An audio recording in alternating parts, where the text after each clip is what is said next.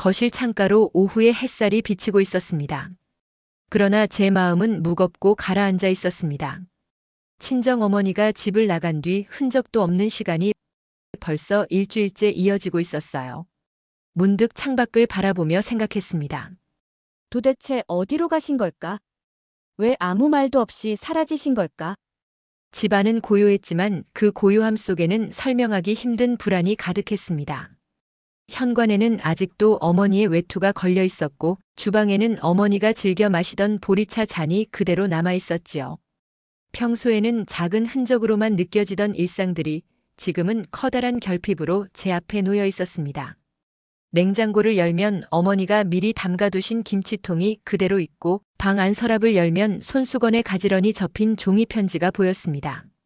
모든 것이 그대로인데 정작 어머니만 없는 것이었습니다. 아버지는 없었습니다. 일찍 세상을 떠났고 어머니는 홀로 저를 길렀습니다. 어린 시절부터 부지런하고 강인한 분이었지요.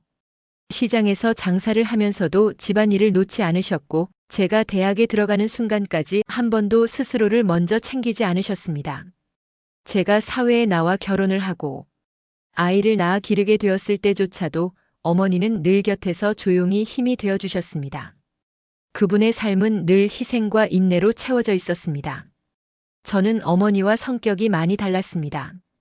저는 말수가 적고 생각이 깊은 편이었는데 어머니는 활발하고 단호하셨습니다. 그렇지만 누구나 어머니를 만나면 편안함을 느꼈습니다. 눈빛이 따뜻했고 웃음은 소박했습니다. 동네 사람들이 참 고든 분이다라고 하곤 했습니다. 그런 어머니가 이유도 남기지 않고 갑자기 사라졌다는 사실은 아무리 생각해도 설명할 길이 없었습니다. 며칠 전의 기억이 떠올랐습니다. 저녁 식사 자리에서 어머니는 잠시 말이 없었습니다. 젓가락을 손에 쥔 채 깊은 생각에 잠긴 얼굴이었어요. 제가 물었습니다. 어머니, 무슨 걱정 있으세요? 그분은 잠시 저를 바라보다 웃음을 지었습니다. 아니야. 그냥 별일 아니야. 너희만 잘 지내면 돼. 그때는 대수롭지 않게 넘겼습니다. 하지만 지금 돌이켜보니 그 짧은 순간이 어쩌면 이 모든 일의 시작이었을지도 모른다는 생각이 듭니다. 실종 신고를 접수한 지 며칠이지만 경찰도 뚜렷한 성과를 내지 못했습니다. 어머니가 머물던 흔적은 어디에도 없었습니다. 휴대전화는 꺼져 있었고 카드 사용 내역도 정지된 듯 끊겼습니다. 지인들에게 수소문해봐도 특별한 소식은 들리지 않았습니다. 그저 최근에 힘들어 보이셨다는 이야기만 들려올 뿐이었지요. 저는 어머니의 방을 종종 찾아갑니다. 문을 열면 은은한 비누향과 오래된 서책의 냄새가 섞여 나옵니다. 침대 모서리에는 어머니가 읽다 만 소설책이 엎드려 있고 화장대 위에는 깔끔하게 정리된 빗과 작은 거울이 놓여 있습니다. 책갈피 사이에는 손글씨로 적힌 메모가 있었습니다. 오늘도 괜찮다. 작은 글씨였지만 그 말은 오히려 제 마음을 무겁게 했습니다. 제가 이런 상황을 견딜 수 있는 유일한 위안은 우리 집 고양이였습니다. 검은 얼룩 무늬가 있는 녀석은 평소에 활발하고 호기심 많았습니다. 그런데 어머니가 사라진 뒤부터 달라졌습니다. 밥을 잘 먹지 않았고 뜰썩대던 모습은 사라졌습니다. 하루 종일 거실 어항 앞에 앉아 물고기들을 뚫어져라 바라보고만 있었습니다. 작은 동물이 보여주는 행동이었지만 그 눈빛에는 설명할 수 없는 무언가가 담겨 있었습니다. 처음에는 대수롭지 않게 생각했습니다. 하지만 시간이 지날수록 마음이 불안했습니다. 모든 것이 정적 속에 멈춰 있는 것 같은데 그 고양이만이 어머니와 연결된 단서를 알고 있는 듯한 기분이 들었지요. 저는 창밖을 바라보며 스스로에게 말했습니다. 곧 무언가가 드러날 거야. 그리고 그것은 단순한 예감만은 아니었습니다. 가까운 미래에 이 평범했던 집이 상상도 하지 못한 비밀과 마주하게 되리라는 사실을 그때는 아직 알지 못했습니다. 어머니가 흔적도 없이 사라진 후 집안의 공기는 무겁고 어두웠습니다. 그러나 무언가가 이상했습니다. 평소 활발하던 우리 집 고양이가 점점 달라졌기 때문입니다. 처음에는 큰 걱정 없이 지켜보았습니다. 고양이가 밥을 조금 덜 먹는 듯 했지만 그저 기분이 우울한 것이라 생각했지요. 그러나 며칠이 지나니까 완전히 달라졌습니다. 고양이는 하루 종일 거실 어항 앞에서 움직이지 않고 앉아 있었습니다. 말 그대로 그 자리를 떠나지 않았어요. 눈은 금붕어를 향했지만 그 눈빛 속에는 단순한 호기심이 아닌 애절함과 경계가 서려 있었습니다.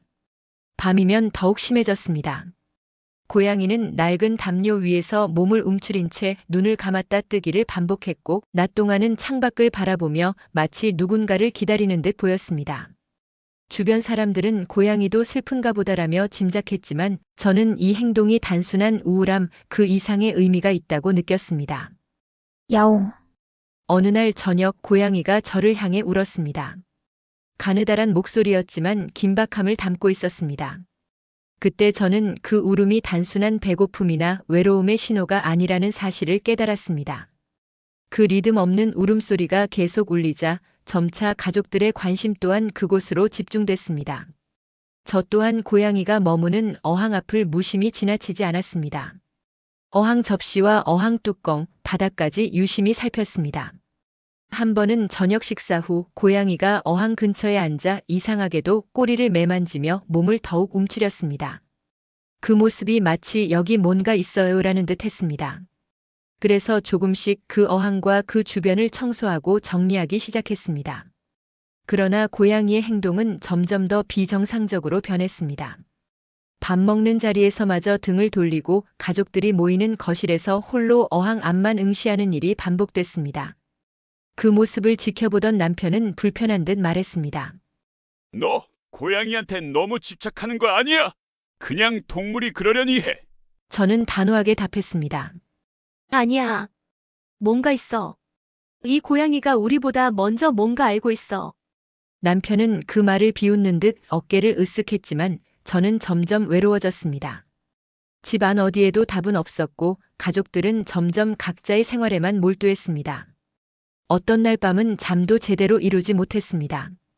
현관문 앞에 서서 먼 어둠을 바라보며 제가 할 수 있는 거라곤 이렇게 혼자 고양이의 반응을 지켜보는 것뿐이었습니다. 제발, 제발, 제발. 속으로만 되뇌이며 침묵을 견뎠습니다. 어느 순간 저는 고양이의 행동이 어머니 실종 사건의 단서일 수 있다는 생각을 숨길 수 없었습니다. 그래서 조심스레 어항 바닥과 주변을 뒤지기 시작했습니다. 혹시 뭔가 있을지도 몰라. 그러나 깨끗이 청소하였던 어항 바닥은 아무것도 없었습니다. 그리고 아무리 찾아도 현실은 여전히 무거웠습니다.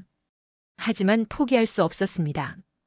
이 집과 우리 가족이 그리고 무엇보다 어머니가 어디에 계신지 아는 유일한 존재가 이 고양이일지도 모른다는 생각은 저를 움직이게 했습니다. 이날 이후부터 저는 매일 밤 어항 앞에서 고양이와 함께 시간을 보내며 어머니의 흔적을 찾기 위한 단서들을 하나하나 다시 살펴보기 시작했습니다. 고양이의 이상 행동은 그저 동물의 감각적인 반응이 아니었습니다. 그것은 무언가를 알려주는 신호였고 저에게는 진실을 향해 나아가야 할 강한 메시지로 다가왔습니다. 그런데 문제는 그날부터 집 안 분위기가 달라지기 시작했다는 점입니다. 남편과의 사이가 점점 멀어졌고 그가 감추고 있는 비밀이 어느 순간 점점 명확해지면서 저를 더 깊은 고민에 잠기게 했습니다. 진짜 무언가가 있다면 반드시 밝혀내야 해. 혼잣말로 다짐하며 저는 더 단단해졌습니다. 앞으로 닥칠 일들은 저와 고양이, 우리 가족 모두에게 더 큰 시련과 진실의 문을 열게 될 것입니다. 며칠 뒤 나는 평소처럼 거실 어항에 물을 갈았다. 바닥을 닦으면서 손끝에 무언가 차가운 것이 닿았다. 조심스럽게 들여다보니 작은 비닐봉지가 어항 밑에 숨겨져 있었다. 물기가 닿지 않도록 꽁꽁 밀폐된 봉투 속에는 차량용 블랙박스 메모리 칩이 들어있었다. 그 순간 내 심장이 쿵 내려앉았다. 이 단서가 어머니 실종과 연결된 유일한 열쇠일지도 모른다는 생각이 머릿속을 가득 채웠다. 떨리는 손으로 메모리 칩을 꺼내 컴퓨터에 연결했고 영상을 재생했다. 잔잔한 화면 속에서 와중에 포착된 장면은 충격적이었다. 남편이 다른 여자와 함께 있는 모습이 명확히 보였다.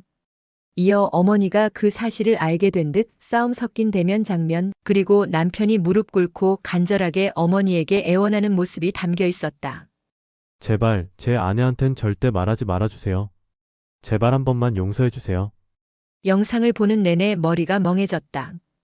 그동안 의심하지 않으려 했던 마음은 무너졌고 남편에 대한 분노와 배신감이 치솟았다. 하지만 이 사건의 진실이 밝혀진 것을 인정하지 않을 수 없었다. 결심했다. 더 이상 숨길 수 없다. 남편을 직접 마주하고 진실을 반드시 밝혀내야 한다. 그날 저녁 남편이 퇴근해 집에 들어왔을 때 나는 조용하며 단호하게 말했다. 어머니가 어디에 계신지 말해줘. 이제는 숨겨야 할 때가 아니야. 남편은 표정이 굳어졌고 입술을 깨물었다. 침묵이 길게 이어졌다. 더 이상 말하고 싶지 않아. 그의 목소리는 떨렸다. 나는 눈을 바로 보며 말했다. 기회는 이번뿐이야. 진심으로 말해주면 무슨 일이 있어도 해결책을 찾을 수 있어. 그런데 남편은 결국 무릎을 꿇고 자백했다. 어머니를 정신병원에 입원시켰다. 너에게 알리는 게 더 큰 상처를 줄까 봐 숨겼어. 그 말을 듣는 순간 내 마음은 무너지는 듯 했다. 그 간절함 속에는 숨길 수밖에 없는 불안과 죄책감도 있었다. 남편의 자백 이후 나는 신속히 경찰과 상담하고 병원 측과 연락해 어머니가 어느 정신병원에 계신지 알아낼 수 있었다. 사실을 알게 된 순간부터 마음 한켠에서 묵직한 무게가 서서히 풀리기 시작했다. 멀지 않은 곳에서 보호받고 계시다는 사실에 안도했다. 그동안의 외로움과 불안은 끝나지 않았지만 진실에 가까워진 만큼 희망 역시 자라고 있었다. 그날 나는 깊은 숨을 내쉬며 스스로 다짐했다. 이제부터는 숨기지 않겠어. 어머니를 집으로 우리 가족 곁으로 데려올 거야. 고양이가 조용히 내 품에 안겼다. 그 작은 생명체가 주는 위로는 내게 큰 힘이 되었다. 앞으로 남은 여정은 힘들더라도 이제 나는 막연한 의심과 불안 대신 구체적인 해결책을 향해 나아갈 것이다. 우리 가족을 지키기 위해, 그리고 어머니를 다시 가족 품으로 데려오기 위해. 나는 경찰에 모든 증거와 영상을 제출했습니다. 긴 수사 끝에 친정 어머니를 무사히 찾아낼 수 있었습니다. 오랜 시간 억울함과 혼란 속에 계셨음에도 어머니는 저를 따뜻하게 안아주셨습니다. 그 순간 집안에 잃었던 평화가 서서히 돌아오는 듯 했습니다. 남편은 결국 법의 심판을 받았습니다. 모든 숨겨진 비밀과 거짓이 하나씩 밝혀졌고 저는 그와 더 이상 함께할 이유가 없다고 판단해 이혼을 결심했습니다. 고통스러운 결단이었지만 미래를 위해 필요한 걸음이었지요. 하지만 놀라운 변화가 그 이후로 나타났습니다. 어머니가 돌아오자 밥도 거부하던 고양이가 다시 활기를 되찾은 것입니다. 고양이는 집 안을 뛰어다니며 장난감을 쫓고 가족의 곁을 맴돌았습니다. 마치 말하듯 눈빛으로 전했습니다. 이제 우리 가족은 다시 하나가 되었어요. 고양이는 단순한 반려동물이 아니라 우리 가족의 구원자였습니다. 그 조용한 존재가 긴 시간을 버티고 견딜므로써 우리에게 회복과 희망의 메시지를 전해주었던 것이었습니다. 나는 이제 더욱 확신합니다. 때로는 반려동물이 인간보다 먼저 진실을 감지하며 가족을 지켜주기도 한다는 것을. 그들의 작고 섬세한 행동 하나하나에는 깊은 의미가 담겨 있습니다. 여러분도 혹시 반려동물이 이상한 행동으로 중요한 무언가를 알려준 경험이 있으신가요? 댓글로 나누어 주세요. 오늘 이야기가 가슴에 와 닿으셨다면 구독과 좋아요도 부탁드립니다. 긴 시간의 어둠을 지나온 우리 가족은 비로소 새로운 빛을 맞이했습니다. 고통과 배신 속에서도 진실을 마주하고 상처를 치유하며 다시 함께할 수 있다는 희망을 배웠습니다. 이제 가족은 그 무엇보다 소중한 존재임을 깨달았고 앞으로는 서로를 향한 믿음과 사랑으로 굳건히 살아갈 것입니다. 고양이가 알려준 기적을 기억하며 나는 오늘도 그 여정을 마음에 새깁니다. 야옹, 야옹.